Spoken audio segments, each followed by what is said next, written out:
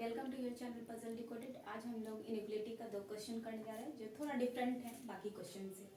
ठीक है, तो इस क्वेश्चन में करना क्या है हम लोग ये देखते हैं। Which of the following expressions will be true if expression r is greater than o is equals to a is greater than s and s is smaller than t।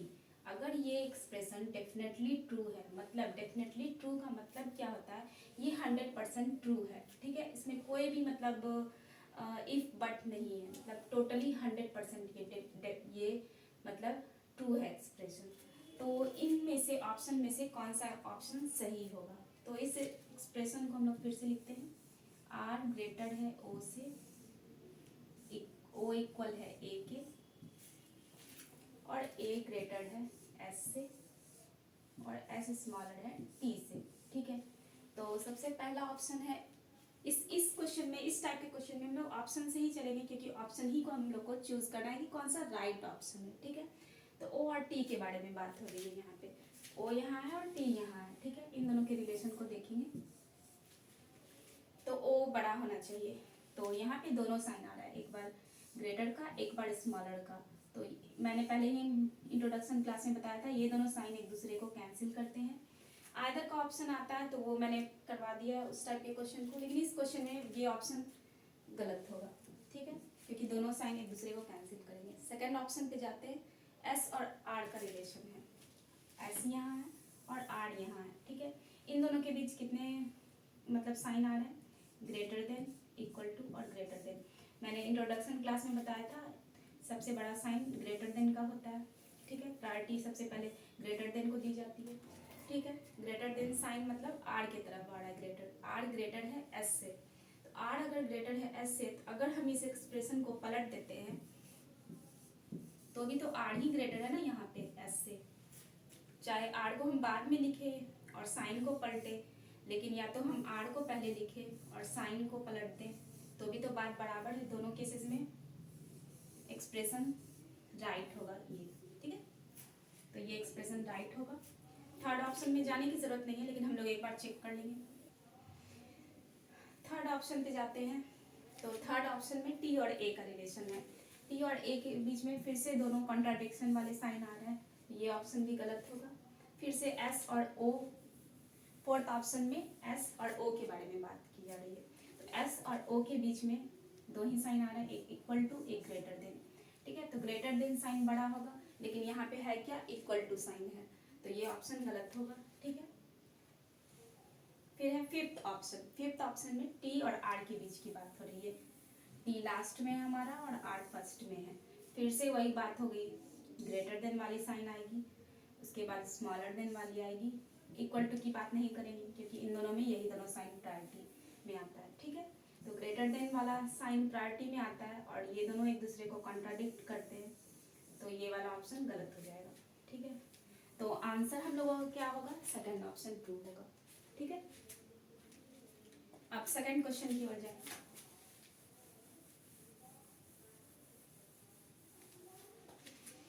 Which of the following symbols should replace the question mark in the given expression in order to make expression P is greater than A as well as T is smaller than L? Question का कहने का मतलब क्या है यहाँ पे कि कौन सा मतलब यहाँ पे जो क्वेश्चन मार्क है कौन सा साइन उसको मतलब फुलफिल करेगा। तो मतलब P जो है वो ग्रेटर देन A हो जाना चाहिए और T जो है वो स्मॉलर होना चाहिए L से। ऐसा साइन ढूंढना है जो कि P को ग्रेटर करे A से और L को स्मॉलर करे, L को लार्जर करे T से। ठीक है ना, तो ऐसा साइन ढूंढना है हम लोगों को जो P को बड़ा कर दे और L को छोटा कर दे, तो वो साइन यहीं पे आना चाहिए। तो इस एक्सप्रेशन को हम फिर से लिखेंगे, P is greater than L। P greater है L से ऑलरेडी, यहाँ पे एक ब्लैंक है, उसके बाद A है, उसके बाद A जो है ग्रेटर देन इक्वल टू है N से, और n जो है वो इक्वल टू t है। ठीक है, तो कौन सा साइन यहाँ पे आना चाहिए? सबसे पहले ये साइन अगर हम देखते हैं यहाँ पे रख के, ये है स्मॉलर देन इक्वल टू, तो p और a में रिलेशन क्या हो जाएगा? कॉन्ट्राडिक्शन वाला हो जाएगा, क्योंकि एक बार ग्रेटर है एक बार स्मॉलर देन इक्वल टू है, तो ये कॉन्ट्राडिक्ट करेगा, तो ये साइन नहीं होगा। ठीक है, ये साइन नहीं होगा। लेकिन सेकंड ऑप्शन पे हम जाते हैं तो ये है L ग्रेटर देन A हो जाएगा इससे, ठीक है। तो A और P के बारे में बात करते हैं तो दोनों साइन P को ग्रेटर दिखा रही है A से, ठीक है। इस कंडीशन में बात करते हैं P और A के बारे में, तो ये साइन ठीक है। लेकिन क्या T और L के बारे में अगर हम बात करें तो ये साइन ठीक है या नहीं, ये हम लोगों को आगे चेक करना है, ठीक है। तो यही साइन रहने देते हैं और फिर T और L का रिलेशन देखते हैं। T लास्ट में है हमारा, L यहाँ पे है, इस साइन को रहने देते हैं। तो यहाँ पे कौन कौन सा साइन आ रहा है, एक बार ग्रेटर देन, एक बार ग्रेटर देन इक्वल टू और एक बार इक्वल टू। तो प्रायोरिटी ऑर्डर में अगर हम देखें तो इन तीनों साइन में प्रायोरिटी किसका आएगा, ग्रेटर देन का आएगा, फर्स्ट प्रायोरिटी, उसके बाद सेकंड प्रायोरिटी इसका आएगा, ठीक है। तो फर्स्ट प्रायोरिटी में ग्रेटर देन का आ रहा है, ये साइन जो है ये दोनों रिक्वायरमेंट को फुलफिल कर रहा है, ठीक है। तो इसलिए यही साइन यहाँ पे होगा, सेकंड ऑप्शन हमारा सही ऑप्शन होगा, ठीक है। क्वेश्चन की ओर बढ़ते हैं। Which of the following symbols should be placed in the blank space respectively in the same order from left to right in order to complete the expression in such a manner that makes the expression B is greater than N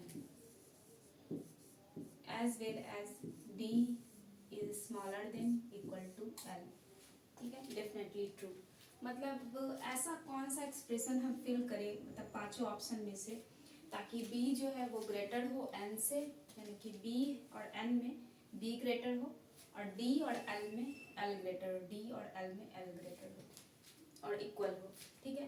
तो इस sign को हम लोग ऐसे भी लिख सकते हैं,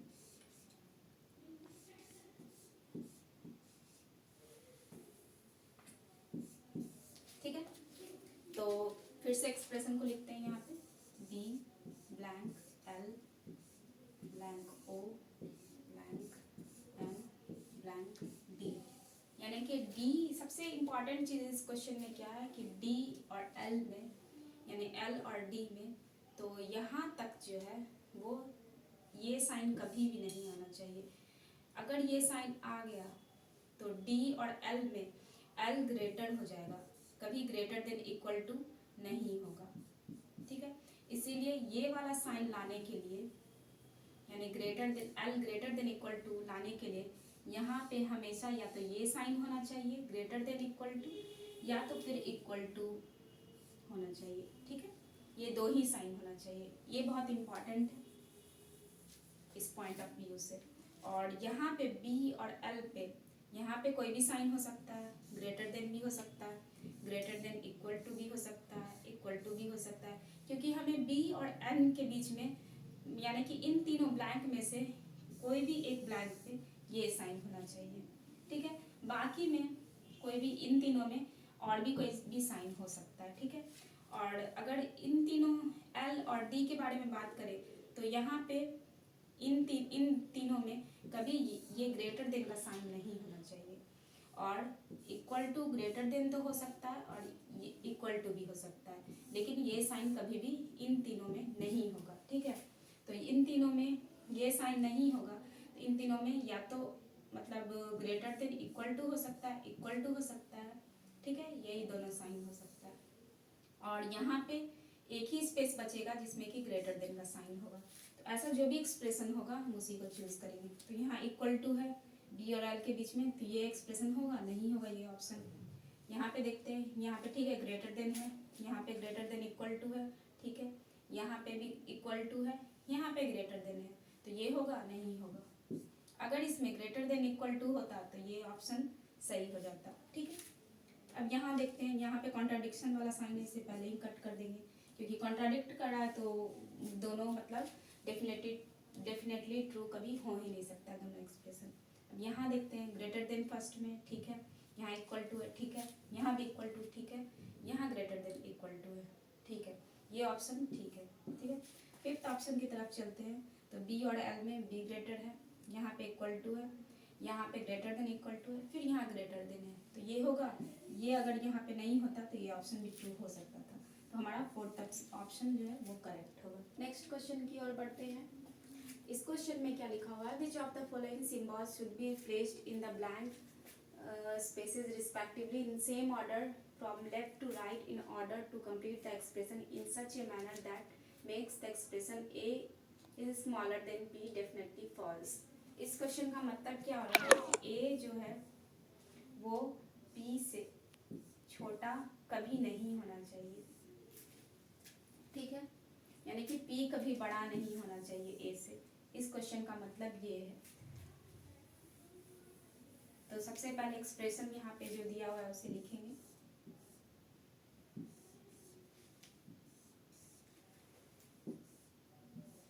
ये 4 ब्लैंक है, ठीक है। तो इसका एक शॉर्ट ट्रिक भी है, लेकिन पहले हम लोग इसे अच्छे से क्वेश्चन को समझेंगे। यहाँ पे L है, N है, P है, A है। तो पहले L लिखेंगे, N लिखेंगे, उसके बाद P लिखेंगे, उसके बाद A लिखेंगे। तो P कभी बड़ा नहीं होना चाहिए A से, लेकिन यहाँ पे है तो ये वाला फॉल्स हो जाएगा। फिर से ब्लैंक रहने देंगे। फिर सेकेंड ऑप्शन की हो जाएंगे, L है, A है, P है और N है। अब A और P का रिलेशन देखते हैं, तो यहाँ पे भी P बड़ा है A से, फिर से ये ऑप्शन फॉल्स हो जाएगा, ठीक है। अब थर्ड ऑप्शन की ओर जाएंगे। A है, L है, P है और N है। A और P के बीच में फिर से ये वाला साइन आ रहा है, ठीक है, प्रायोरिटी ऑर्डर में। तो फिर से P बड़ा हो जाएगा, ये ऑप्शन भी गलत हो जाएगा, ठीक है।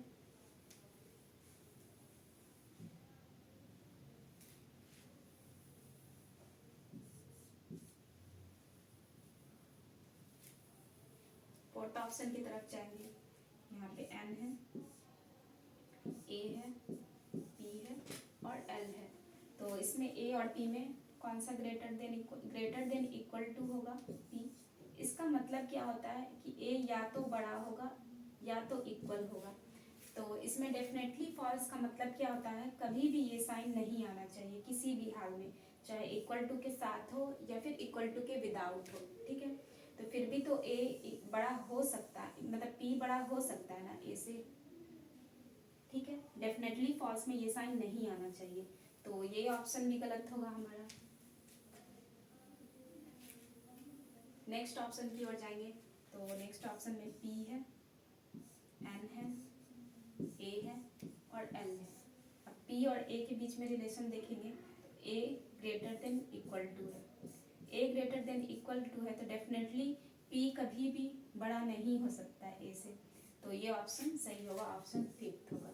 अब शॉर्ट ट्रिक की बात करना है तो सबसे पहले हम लोग क्वेश्चन को देखेंगे यहाँ पे, ठीक है। क्वेश्चन में हमें P और A का रिलेशन देखना है। P और A लास्ट है, ठीक है, सेकंड लास्ट में P है और यहाँ A है। हम डायरेक्ट P और A का रिलेशन देख लेंगे। तो यहाँ पे P आना चाहिए और यहाँ पे A आना चाहिए। तो ऐसे हम अगर मन में ही देख लें तो P बड़ा हो रहा है यहाँ पे, तो ये ऑप्शन गलत होगा, ठीक है। मन में ही देखना है, प्रैक्टिस के बाद ही संभव है ये सब चीज़। उसके बाद यहाँ पे A है जो सेकंड नंबर पे यहाँ पे है और P यहाँ पे। इस बार फिर से P बड़ा होगा A से, ठीक है, यहाँ A और यहाँ P, ठीक है। फिर से P बड़ा हो रहा है तो ये भी मतलब पॉसिबल नहीं होगा ऑप्शन। थर्ड ऑप्शन की ओर जा रहे हैं तो यहाँ पे फर्स्ट में A होगा और यहाँ थर्ड में P होगा। मन में यहाँ पे देख लेना A और P में क्या रिलेशन आएगा, P बड़ा होगा, ये ऑप्शन भी गलत होगा, ठीक है। फोर्थ ऑप्शन पे चलते हैं।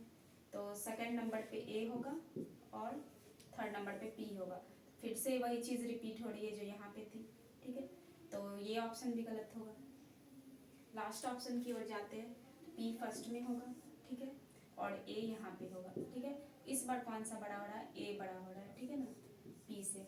तो A अगर P से बड़ा है तो डेफिनेटली A ही बड़ा होगा, कभी P बड़ा हो ही नहीं सकता। तो यही ऑप्शन सही होगा, लास्ट वाला, फिफ्थ वाला। Thanks to visit our channel. I hope आप लोगों को अच्छे से समझ में आया होगा।